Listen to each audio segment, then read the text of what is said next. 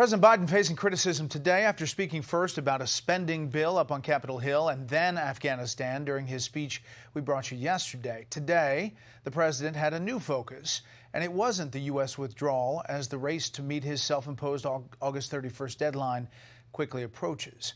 White House correspondent Peter Doocy joins us from the North Lawn with that. Good evening, Peter. Good evening, Brett. Officials here like to boast that right now the Pentagon is pulling off what may be the largest airlift in history. But there have been several critical days of this operation that the commander-in-chief hasn't wanted to talk about it as the world watches.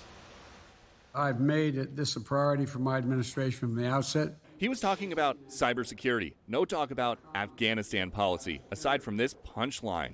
Mr. President, if Americans are still in Afghanistan after the deadline, what will you do? You'll be the first person I'll call. So what's so funny? Of course it's a very important question. These are incredibly serious issues, and there are discussions that are happening internally. As the clock ticks towards a final flight out of Kabul, the president's focus on domestic issues, including the Build Back Better agenda last night, is worrying some critics. He was wasting precious time this week, burning the phones up, pressuring Democrats to vote for a $5 trillion spending bill and tax bill. That's what he was wasting time on.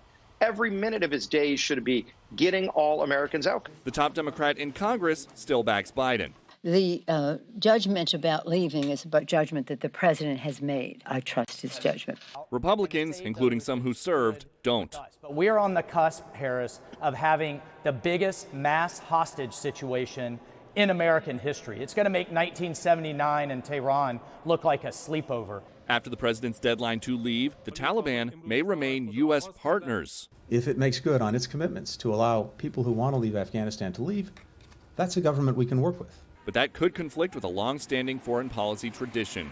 Why haven't we heard the president say the United States does not negotiate with terrorists? Is that still the U.S. policy?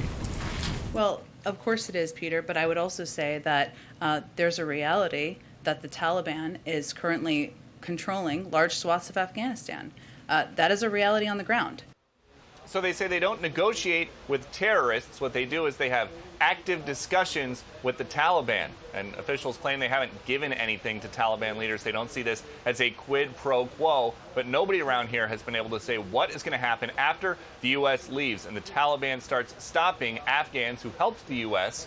want to leave too, from leaving too. Brett? Big question. Peter Doocy, live on the North Lawn. Peter, thanks. Hey, Sean Hannity here. Hey, click here to subscribe to Fox News YouTube page and catch our hottest interviews and most compelling analysis. You will not get it anywhere else.